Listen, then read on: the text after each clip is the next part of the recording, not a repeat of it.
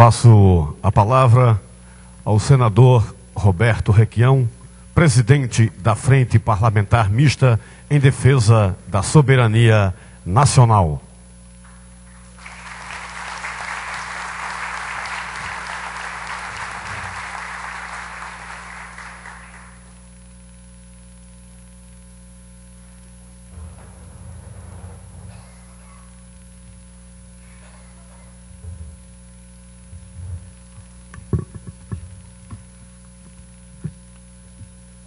Companheiros e companheiras do plenário, companheiros da mesa, por que eu inicio os chamando de companheiros?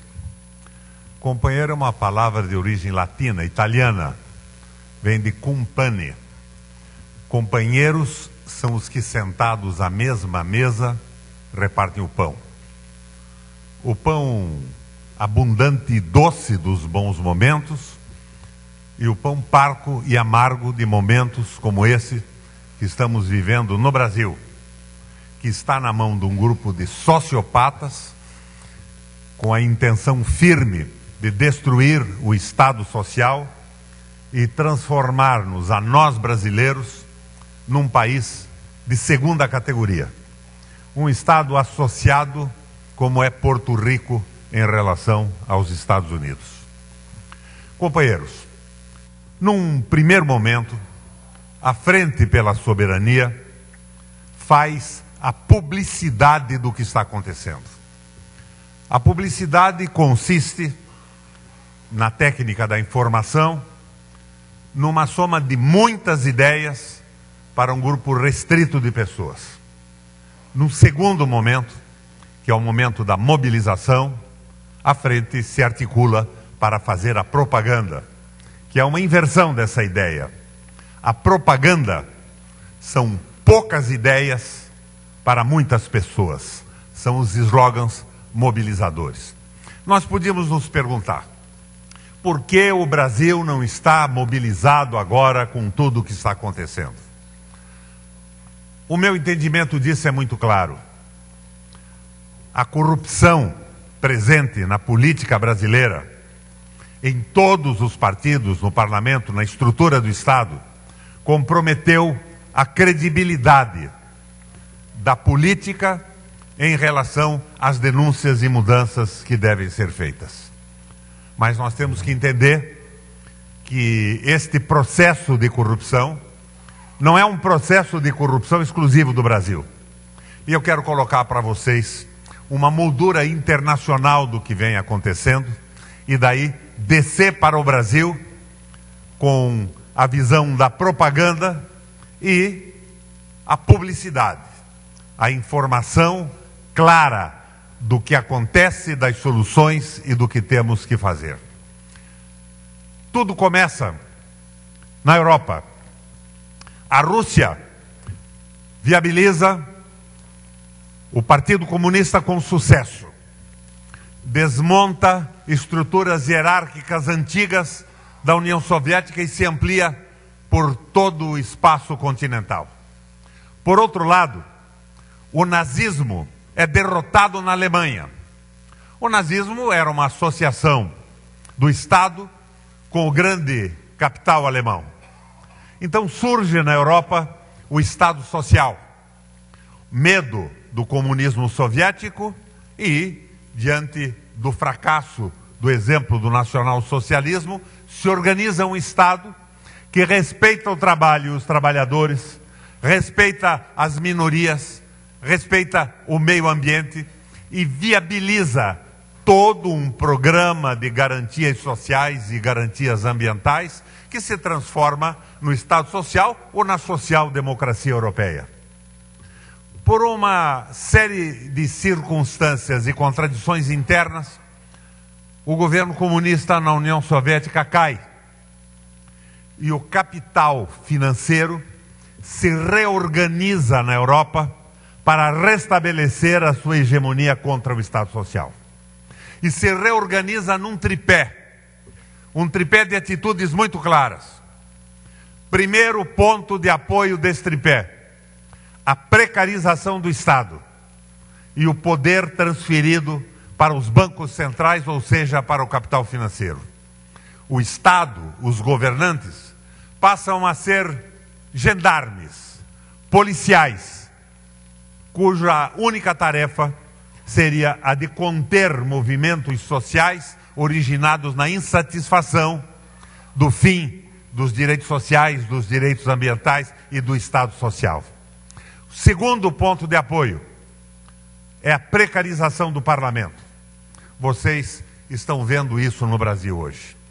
É a financiarização privada de campanhas eleitorais e a submissão de um número extraordinário de parlamentares aos seus financiadores, sem nenhuma satisfação a dar ao programa dos seus partidos e aos discursos que fazem durante as campanhas. São meros mandaletes dos seus financiadores. E isso se transforma no que nós vemos hoje no Brasil, desde as mais humildes câmaras de vereadores, passando pelas assembleias estaduais e desaguando nessa mercantilização absoluta do Congresso Nacional. Emendas, nomeações e financiamentos de campanha dominam o panorama e não existe mais o espírito público por uma maioria significativa dos parlamentares.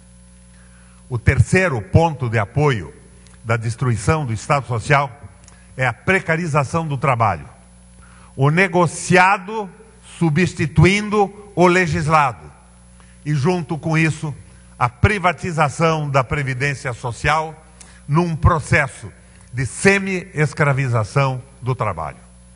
Dentro deste quadro, um governo democrático foi substituído por um governo que se suportava num documento que chamava-se Esperança e Mudança, que era um documento formulado por economistas e sociólogos subordinados ao capital financeiro e aos grandes bancos e que nunca foi, por exemplo, discutido dentro do meu partido, que é o PMDB. O documento do PMDB, aprovado em convenção nacional e vigente até hoje, chama-se Esperança e Mudança. É um documento desenvolvimentista, democrático e popular. Mas o que é que pretendia essa tal ponte para o futuro?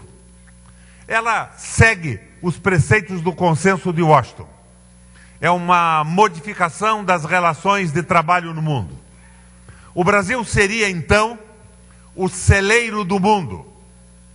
O celeiro do mundo com uma produção industrial para abastecer o conjunto dos estados importantes no planeta Terra. O celeiro do mundo parte do pressuposto de aumento da produção agrícola, do agronegócio. Ora, nós já temos agricultura de ponta. Nós temos uma mecanização avançada e uma tecnologia superior. A nossa produtividade é igual ou superior à produtividade norte-americana. O agronegócio do Brasil é um sucesso. Mas esta proposta de transformar o Brasil, celeiro do mundo, passa então pela liberação da venda de terras brasileiras para interesses de fundo de investimento de países e de grupos econômicos de todo o mundo. A liberalização sem limite de espaço, o que nos levará facilmente a termos, de uma hora para outra, espaços de território maiores que países europeus, na mão de grupos estrangeiros com polícia própria e dificuldade para os nacionais transitarem pelo território nacional. Ao lado desta ideia do investimento sem limite de espaço territorial para empresas estrangeiras, vem uma outra ideia, que é a precarização do trabalho e a desmobilização dos sindicatos.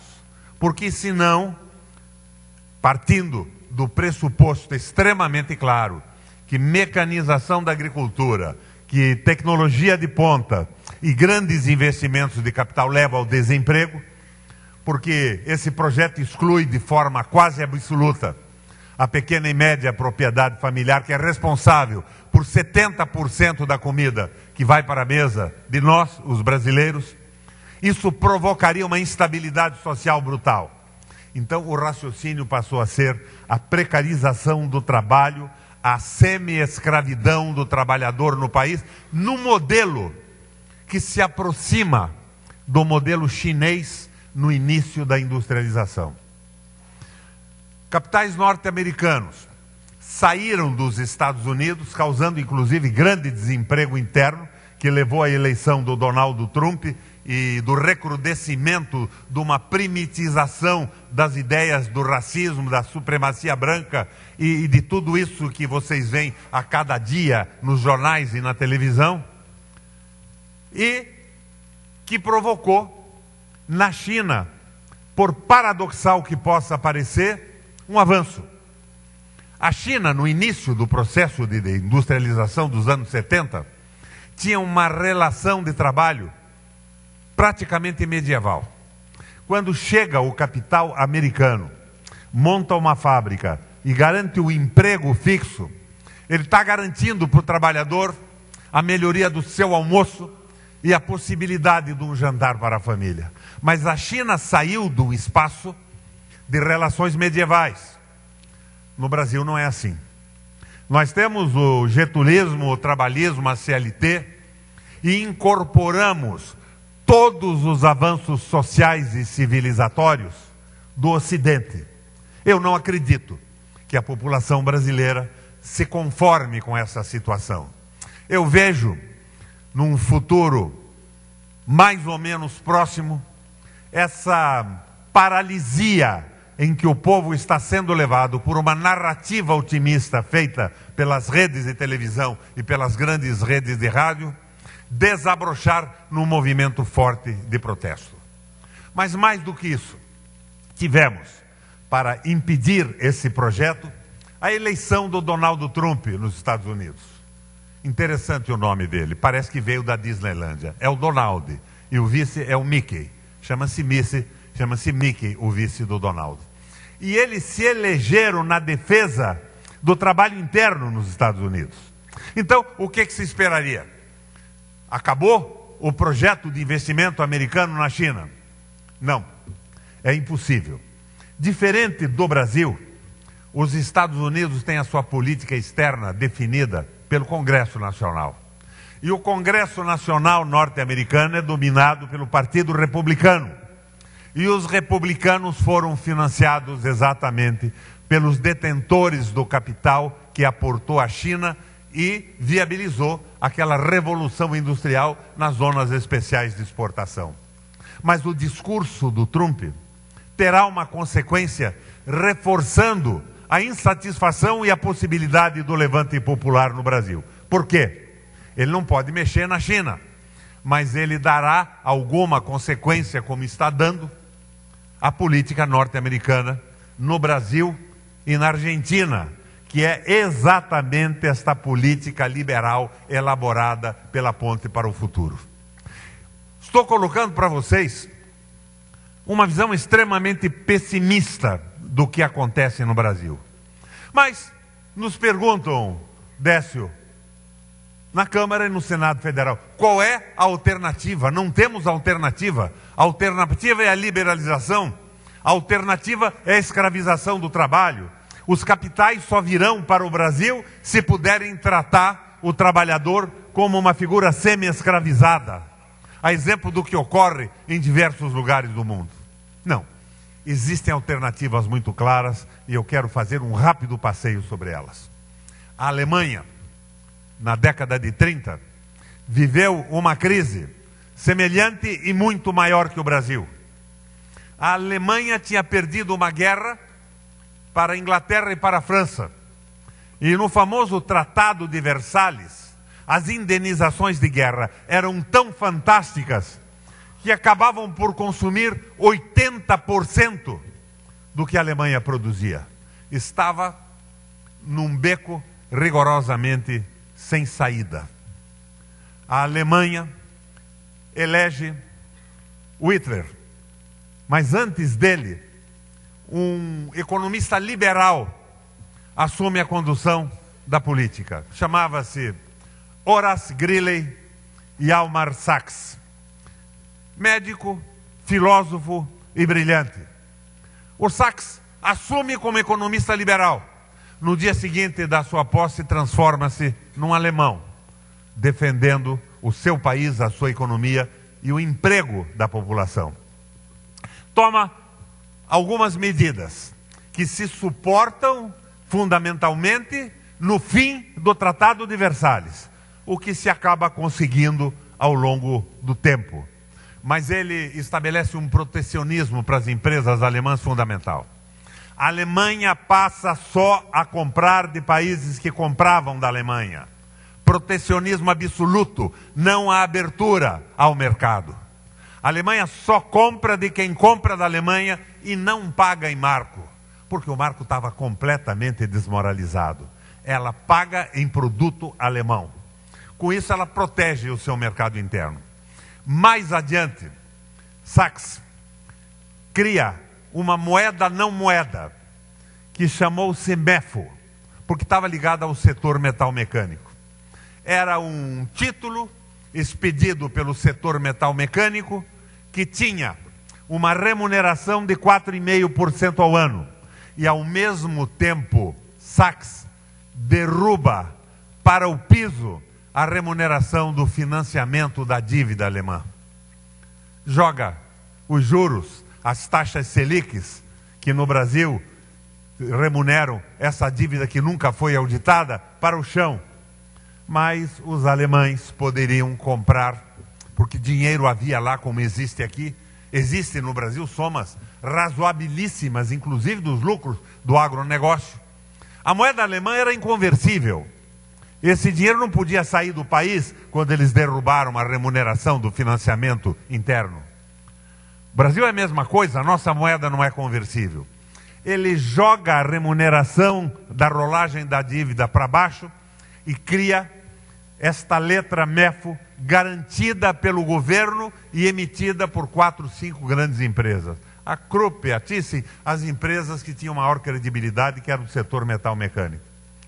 Em 6 meses, essa possibilidade da compra do título alavanca a reconstrução da infraestrutura alemã. As autobahns, as grandes fundições, a evolução do setor metal-mecânico. A Alemanha, em 6 meses, elimina o desemprego com o investimento lastreado nesse título de financiamento garantido pelo Estado Nacional. Conta a lenda que a inflação acabou numa semana e não em 6 meses. Foi uma associação do Estado alemão com grandes empresas e um trabalho com financiamento, ou seja, o Estado gastando muito mais do que recebia, investindo pesadamente na recriação da infraestrutura para fazer a economia novamente rolar. Sucesso dessas medidas foi empanado pela visão do Hitler, que passou a investir brutalmente no setor metal-mecânico para o armamento, na guerra pelo famoso Lebensraum, o espaço vital. A reação da Alemanha, de uma forma completamente psicopata, sociopata, à dureza imposta pelo Tratado de Versalhes. Mas a Alemanha saiu da crise numa associação do Estado com o grande capital. A ponte para o futuro proíbe o investimento do Estado brasileiro por 20 anos. É uma loucura total. A ponte para o futuro não se preocupa com o emprego, ela sonha que nós sejamos o celeiro do mundo e que o povo não se revolte subempregado com a destruição dos sindicatos, com o corte das contribuições e a imobilização dos sindicatos. Bem, isto foi na Alemanha. Mas na década de 30, depois de uma crise imobiliária nos Estados Unidos, na Flórida, onde passaram a ilusão da grande valorização dos terrenos, você tinha um terreno de 10 mil dólares, o banco te financiava tendo como garantia esse terreno por 20 mil, logo mais adiante por 40 mil, por 80 mil, e se criou uma ilusão de sobrevalorizar o que realmente não valia tanto. Isto levou, num determinado momento, com o choque da realidade, a economia percebeu que ninguém conseguia pagar essas dívidas mais. porque o terreno realmente não valia 1/10 do valor do financiamento. E a economia norte-americana desaba como uma cascata. Nesta crise, os Estados Unidos tinha um presidente que chamava-se Franklin Delano Roosevelt, que estava desesperado, não sabia exatamente o que fazer. Mas nos Estados Unidos havia também um industrial extremamente interessante, conhecido de todos nós, Henry Ford, que pegou ideias de um economista importante naquela época, importante até hoje, que é o Taylor. E o Taylor dizia o seguinte: você aumenta a produtividade de um país ou de uma indústria pela especialização do trabalho.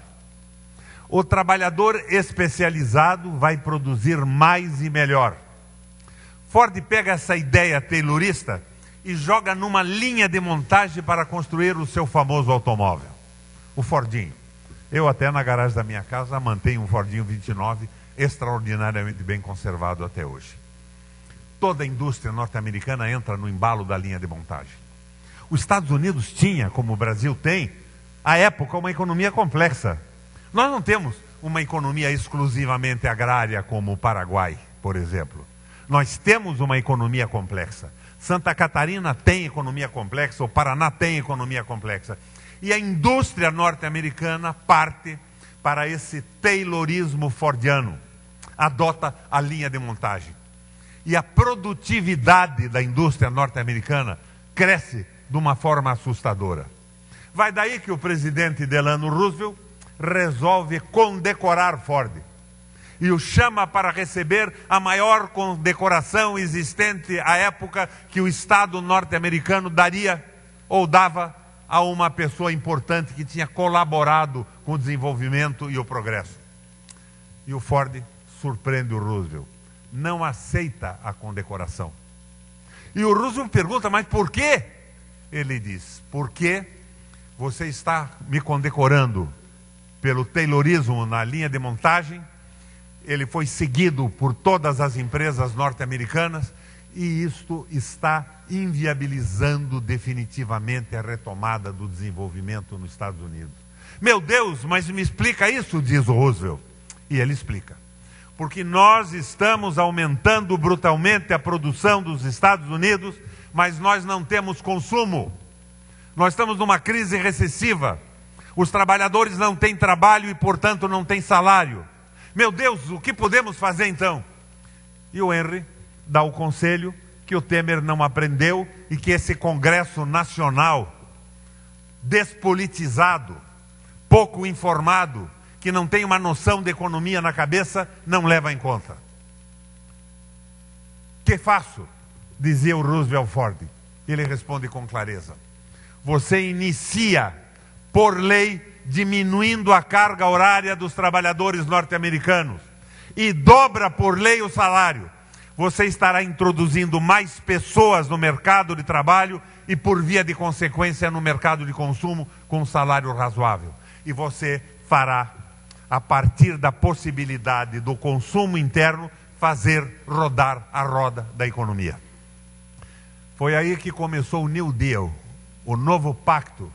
Exatamente o contrário da ponte para o futuro. Valorizando o trabalho, garantindo emprego e garantindo salário. E esse Ford, que do ponto de vista geral também não era ideologicamente flor que se cheirava, tinha noções importantes sobre os seus trabalhadores. Ele, de uma forma muito à direita, não admitia, por exemplo, a promoção do imperário que na linha de montagem fizesse uma sugestão que aumentasse a produtividade. Ele dizia que não, que o patrão tinha que ter a hegemonia do comando e das ideias. Mas ele dizia o seguinte: eu não posso admitir que um trabalhador da minha fábrica, qualquer um deles que tenha participado da linha de montagem de um Ford, não tenha condição de comprar o produto do seu trabalho e do trabalho coletivo dos seus companheiros. Começou aí o New Deal, mas depois disso, Roosevelt começa a fazer investimentos deficitários, porque o Estado não é uma casa de família, aonde a mulher, a dona de casa, tem que gastar o que recebe. O capitalismo, basicamente, depende do crédito. O crédito tem que ser bem utilizado para pôr a roda da economia a funcionar. E o Roosevelt fez investimentos enormes e começou a construir usinas hidrelétricas, hospitais, escolas e estradas. Enquanto lá na Alemanha, lá atrás, o Schacht tinha feito as autobahns, as siderúrgicas e jogando a infraestrutura econômica da Alemanha, as hidrelétricas, a produção de energia com carvão ou sem carvão, fez a economia funcionar. Roosevelt faz a economia americana funcionar com investimentos públicos. As famosas authorities, empresas constituídas pelo município, pelo Estado e pela União. E com este processo de investimento pesado e valorização do trabalho, sai os Estados Unidos da crise. Com uma diferença, que eu acredito que vocês já perceberam. Enquanto na Alemanha não havia deliberadamente a intenção da proteção do trabalho e do emprego do trabalhador e do salário, e isto se resolveu em função de um processo de desenvolvimento, com as ideias do Ford nos Estados Unidos, havia a preocupação com o trabalho e o salário do trabalhador como fatos principais do processo de recuperação, do novo pacto, ou seja, do New Deal. Nós estamos fazendo exatamente o contrário dessas experiências. O Japão tem hoje a maior dívida do mundo sobre o PIB. Dá 220% sobre o PIB. Na época do Lula e no começo da Dilma, a nossa era 47%. Agora já está mais alta. Mas isto é um fator de importância? Rigorosamente não é. Se você se endivida para gerar emprego, melhorar a infraestrutura, aumentar a produção, você está se endividando para recuperar a economia e arrecadar mais imposto. O Japão fez uma parceria com as grandes empresas japonesas num organismo público-privado que chamava-se Keidanren. E o Japão saiu do buraco por isso. Agora, por que a dívida não é importante? Porque importante é o juro que você paga sobre ela. E no Brasil, o Ministério da Fazenda e o Banco Central estão nas mãos dos banqueiros. É o Meirelles, que fala sobre economia sem nunca ter escrito um artigo de 20 linhas sobre uma opinião econômica. Viveu a sua vida como gerente de banco, vendendo cartão de crédito e seguro, mas está lá a serviço da banca a multiplicar os juros da dívida. E nos dizem, o juro brasileiro baixou espetacularmente. Vocês assistem isso na Globo. Vocês veem 473 economistas na Globo, na CBN, dizendo isso a cada momento. Verdade? Não. Mentira. Como é que é composto o juro nominal? É o custo do dinheiro que eu lhe empresto. Cobro pelo empréstimo do dinheiro. Mais o spread, que é a taxa de risco. Eu empresto para muita gente, então eu coloco um valor para compensar o prejuízo que eu tenha com a inadimplência de algumas pessoas às quais eu emprestei.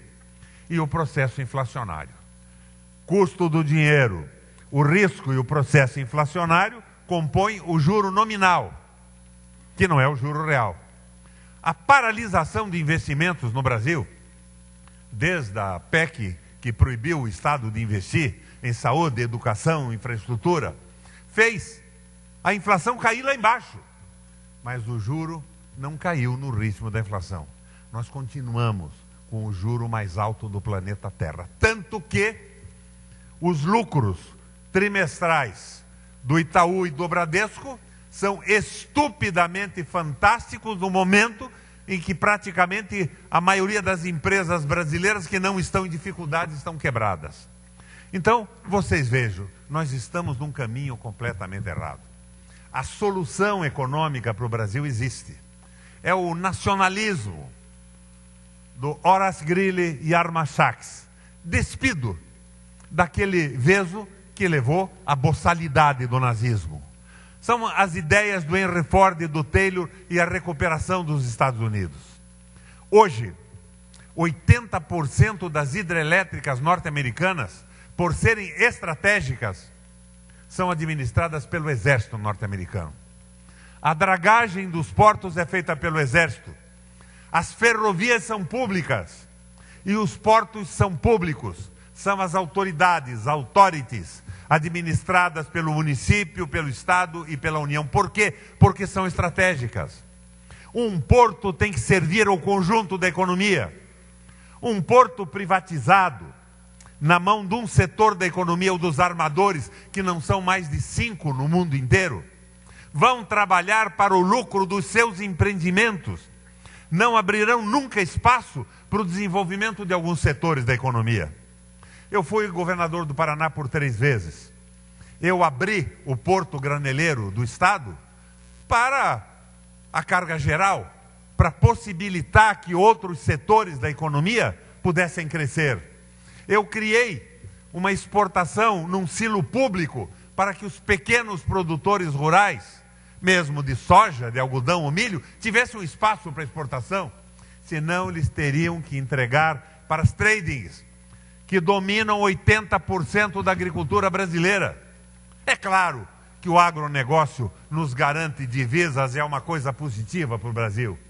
Mas o agronegócio não emprega segundo a necessidade do desenvolvimento do país.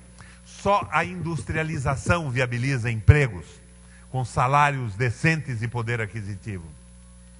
Na década de 80, o Brasil, na mão dos militares, produzia industrialmente mais do que os tigres asiáticos. Lembram dos tigres asiáticos, Panceira? Malásia, Tailândia, Coreia do Sul e China. Nós produzimos industrialmente mais do que eles. Entramos na aventura da Guerra Fria. Temos que resistir ao comunismo soviético e subordinamos a nossa economia à proibição dos Estados Unidos. Hoje, nós não produzimos 15% do que os tigres asiáticos. A Tailândia, a Malásia, a Coreia do Sul e a China produz. Industrialmente. Do ponto de vista da participação do Brasil no mercado mundial, na década de 70, a nossa participação era 1% do mercado mundial. Mas a da China também era 1%.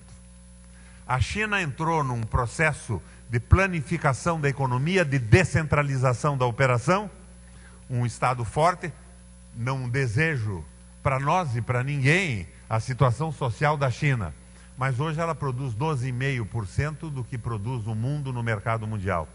O Brasil, que tinha 120, 130 milhões de habitantes, tem hoje 204 milhões de habitantes e a nossa participação global no mercado mundial é de 1%, como era há 40, 50 anos atrás. Então nós estamos num caminho errado, mas é evidente que existem soluções. E a solução passa pelo enfrentamento que o Schacht fez na Alemanha ao capital financeiro. Nós temos uma dívida pública que é o nosso Tratado de Versalhes. Ela chupa com um chupa-cabra a nossa economia, elimina a possibilidade interna de poupança e de investimento e favorece os bancos que aumentam o poder do capital financeiro. Esse Requião deve ser um perigoso comunista. Eu lembro a vocês que o Papa Francisco, sujeito extraordinário, hein? Apesar de ser argentino, é um cara que tem a minha mais profunda admiração. O Papa, quando os governantes dos estados mais poderosos do mundo se reuniram em Davos, mandou um recado. O capital é bom quando investe numa fábrica, em serviço, quando investe em inovação tecnológica, quando dá empregos e salários viabilizando a aventura de vida das pessoas e das famílias. Mas o capital vadio, o capital improdutivo, o capital financeiro é mamon da Bíblia. E não se pode servir a Deus e a mamon. Mamon? Quem é esse cara? Outro Deus? O diabo? Não. Mamon é uma palavra que em hebraico significa singelamente dinheiro.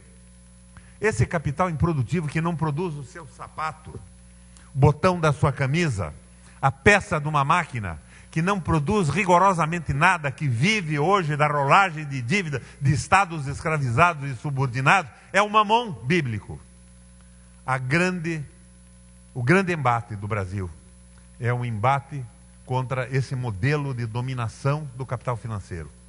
Nós precisamos de uma aliança clara, nesse momento, entre o capital produtivo, a defesa da indústria nacional, dos empregos dos brasileiros e o trabalho, em oposição ao capital financeiro que domina o país. Nessas assembleias que temos feito em todo o Brasil, eu vejo de repente o pessoal gritar: fora Temer. Confesso a vocês que eu fico irritado. Não por ser PMDBista, mas porque o Temer não significa rigorosamente nada no que está acontecendo no Brasil. O Temer é um peão. O problema é o capital financeiro. O problema são os juros, a ganância dos bancos, a dominação. Este golpe parlamentar, vejam bem, eu tenho autoridade para falar em golpe parlamentar. Os petistas aqui que me perdoem, mas eu fui a mais radical e dura oposição no Congresso Nacional à política econômica do Lula e do Meirelles e da Dilma e do Joaquim Levy. Porque eu nunca concordei com essa parceria com a banca. Eu bati duro, desde o meu primeiro dia de mandato. Mas, de repente, tem um golpe parlamentar para tirar a Dilma com o pretexto de uma pedalada. Pedalada ela dá na bicicleta dela hoje, fazendo condicionamento físico, que não tinha nenhuma razoabilidade para colocar no comando do país uma societas céleres, que se viabiliza com o apoio do liberalismo econômico, que está falido na Europa. Vejam o que esse liberalismo econômico, essa história de que o Estado não pode investir, que o trabalhador tem que pagar o custo do desastre, que é o desastre dos juros e da rolagem das dívidas, fez na Europa. Acabou com a Grécia. A Espanha, há 1 ano e meio, não forma governo. A Inglaterra viabilizou o Brexit, que foi também uma associação do capital inglês que não queria subordinar o capital americano, que se somou com uma visão conservadora e reacionária na Inglaterra, mas romperam com o mercado como o europeu. A Itália fez um plebiscito que queria estabelecer o domínio absoluto do capital na economia, e o primeiro-ministro teve que renunciar. O único país que está saindo dessa crise é Portugal. Uma aliança pela esquerda. Empresários progressistas dos partidos de esquerda mandaram o liberalismo econômico às favas. Aumentaram o salário dos aposentados para aumentar a capacidade de consumo do país. Fizeram empréstimos e investimentos na infraestrutura produtiva. E estão saindo da crise enquanto os outros afundam. Mas esse liberalismo que existe na Europa como um zumbi, um morto-vivo, escravizando povos, eliminando empregos, provocando, como se provoca na Ásia, o desespero de países que foram dominados pelos interesses no seu subsolo, nos minérios e no petróleo, e que não encontram mais possibilidade de vida, porque isso tudo se consubstancia e se transforma numa guerra religiosa depois da ocupação, religiosa entre aspas. Por quê entre aspas? Nos últimos 150 anos, 100 anos, os maometanos viveram em perfeita harmonia com os cristãos. Isto vem a partir da ocupação e da dominação dos seus territórios. E os países que se locupletaram em cima disso não aceitam os imigrantes, numa absoluta falta de fraternidade e falta de reconhecimento que a crise é produto da sua ambição e da sua vaidade. O que podemos esperar disso? Por que eu estou aqui e não estou em Brasília hoje? Porque eu não acredito mais na possibilidade de uma transformação pelo Congresso Nacional. O Congresso Nacional está totalmente despolitizado. É aquele analfabeto político descrito pelo Brecht. Não tem noção do que está acontecendo, não conhece a economia do mundo, não entende as possibilidades e vive pela preservação do mandato. Não há vinculação com a proposta dos partidos, mesmo que sejam partidos de direita.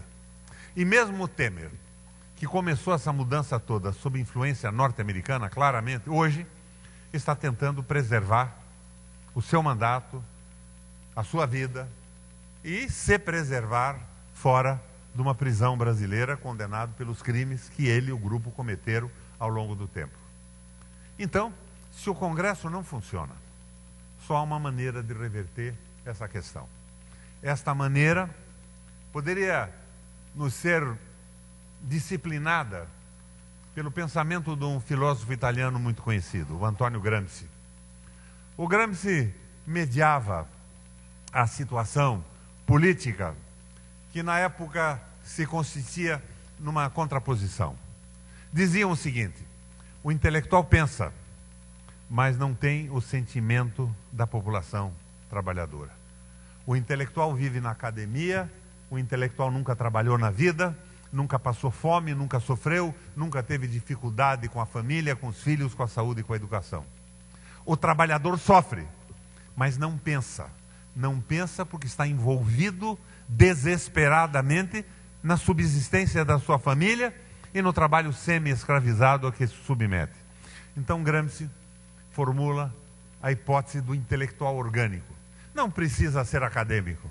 É o sujeito que se identifica com o trabalhador, mas ao mesmo tempo pensa e formula mudanças. E essas mudanças têm que passar por um processo. Por que esse Brasil não está levantado hoje? Por que aqui em Santa Catarina tem cadeiras vazias nesse plenário, onde nós lançamos a frente da soberania nacional? Porque o povo está anestesiado com uma narrativa falsa da televisão, da Globo, das cadeias de rádio, que dizem que tudo vai melhorar, que o problema do Brasil é a corrupção. Claro que a corrupção tem que ser punida. Se existe uma suspeita contra o Roberto Requião, 3 vezes governador, prefeito da capital e senador do Paraná, que se aprofunde a suspeita. Por que eu não posso ser investigado? Por que o Lula não pode ser investigado? Pode, deve, mas nós estamos vendo que isso tudo é partidarizado, há uma seletividade muito clara para formar um biombo, uma proteção contra o entreguismo do Brasil.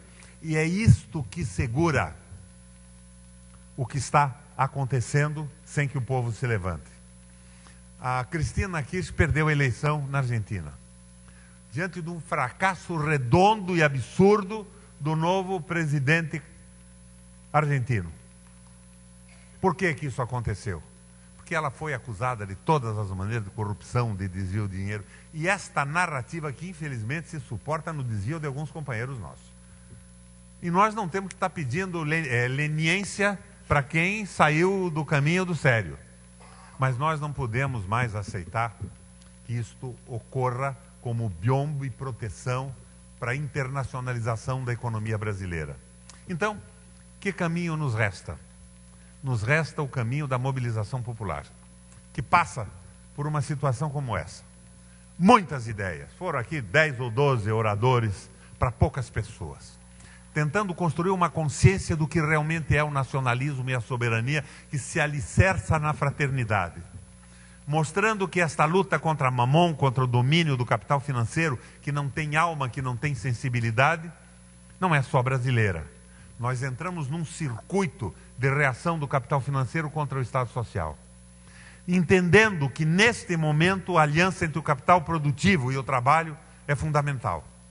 Mas vocês sabem que o capital produtivo no Brasil praticamente está submetido aos bancos. É muito melhor aplicar algum dinheiro num título no mercado do que ter um empregado, pagar leis trabalhistas e correr o risco do empreendimento. Sachs deu o caminho. Me diz então, como é que essa aliança vai ser feita? A partir de um governo popular que joga esse juro da rolagem lá para baixo, mas abra a possibilidade do investimento desse dinheiro todo acumulado na reconstrução da infraestrutura do Brasil. Foi o que o Schacht fez na Alemanha. Faríamos isso com algumas ideias devidamente adaptadas à condição sociológica do Brasil, como diria o Guerreiro Ramos, com a devida redução sociológica à necessidade de desenvolvimento do país. A saída está na formação da consciência, pela publicidade das ideias, da condensação dessas ideias na sequência com slogans claros de propaganda. Defesa do Brasil, defesa da fraternidade, defesa da justiça social e deixar claro, como está deixando a nossa frente pela soberania, que nós pretendemos, num governo futuro, tratar todos esses capitais que compraram na bacia das almas, da mão de um governo ilegítimo, patrimônio público brasileiro, como se fossem receptadores de mercadoria roubada. Nós temos que reverter esse processo todo. Temos que reverter esse processo todo através de um plebiscito, de um referendo revogatório, submetendo a população.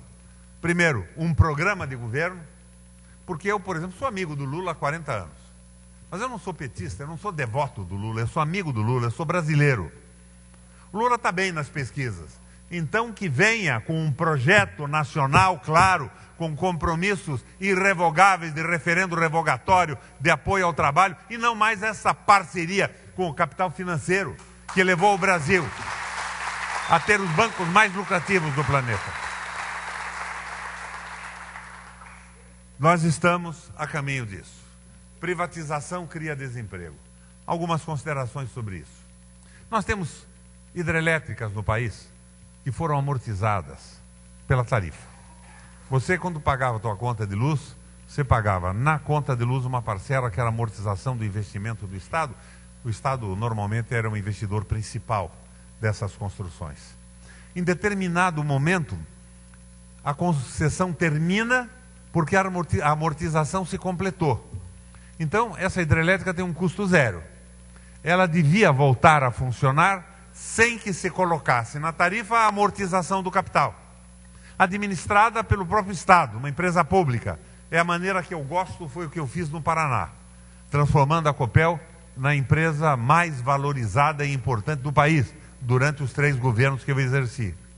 Poderia ser terceirizada a administração, em determinadas circunstâncias, que se viabilizasse uma empresa pública. A minha preferência é absoluta pela empresa pública, mas não. Eles vendem.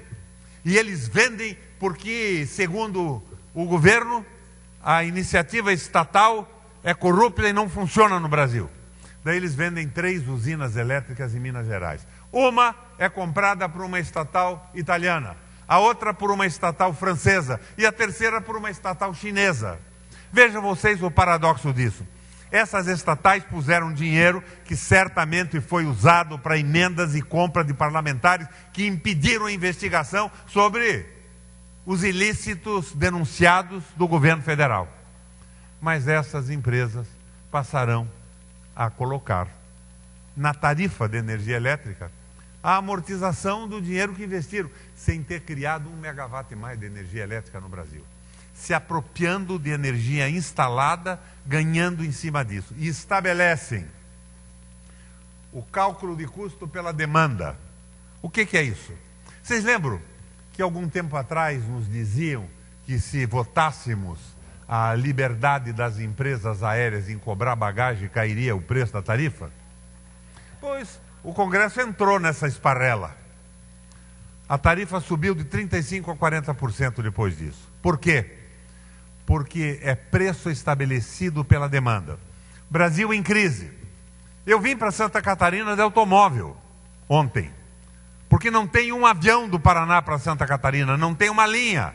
Eu teria que ir a São Paulo, pegar um avião em São Paulo para vir para cá. E não tem avião porque não tem demanda, porque a nossa economia está encolhendo. Nós estamos num processo de recessão. Então o que as empresas fazem com a liberdade de mercado? Diminui o número de voos. Eles aumentam o preço da tarifa para manter a lucratividade da empresa. Eu fui a Brasília outro dia, passei em São Paulo para conversar com o Lula, fiz um pit stop em São Paulo. Eu paguei R$ 2.900 de passagem.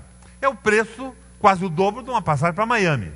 Você compra hoje por $511 nas ofertas para conhecer Disneylândia, Miami e tudo isso. Então, eles querem estabelecer o preço da energia por demanda.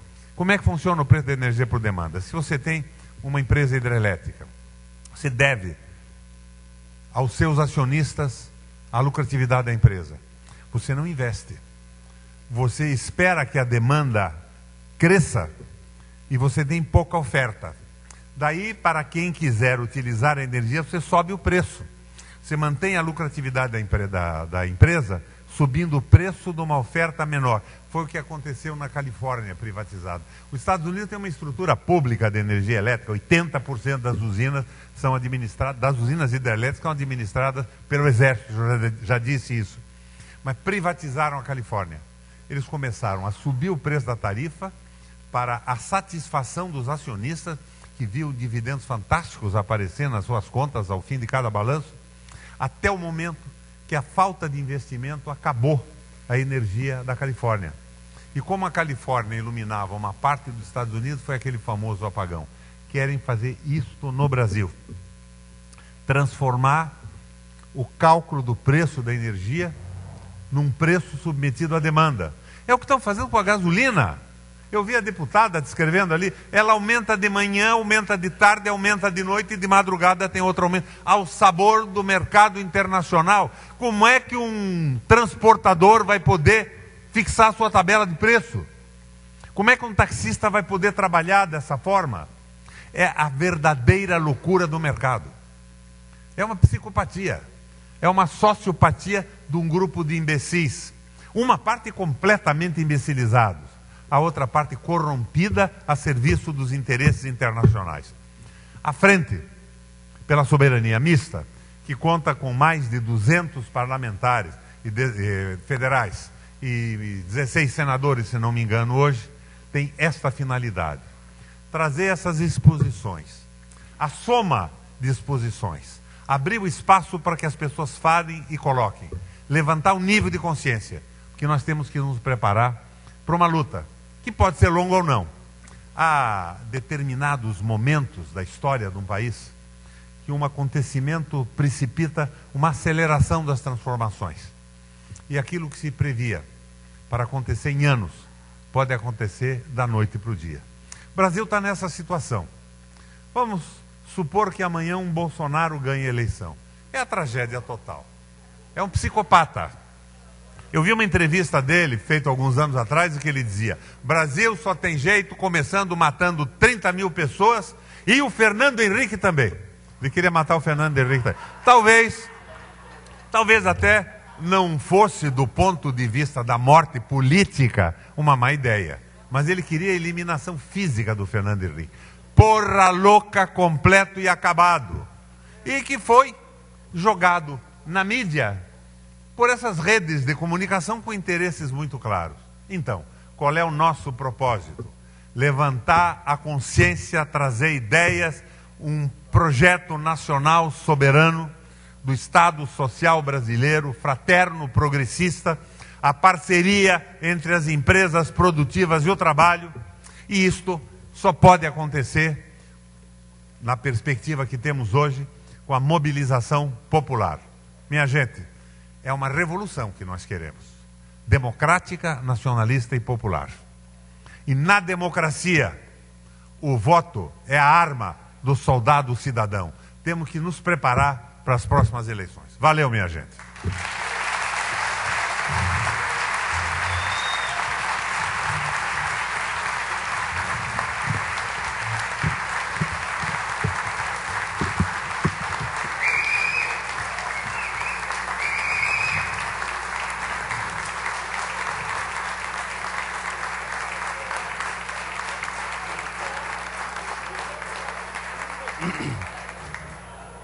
Agradecendo as belas palavras, quero registrar a presença do deputado estadual Pedro Baldissera. Vamos sentar, pessoal, vamos sentar, que ainda não terminou.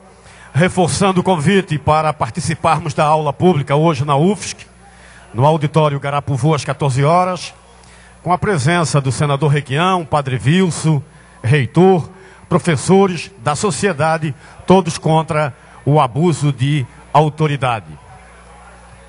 Vamos ouvir agora 10 inscrições de representantes de segmentos que... Não?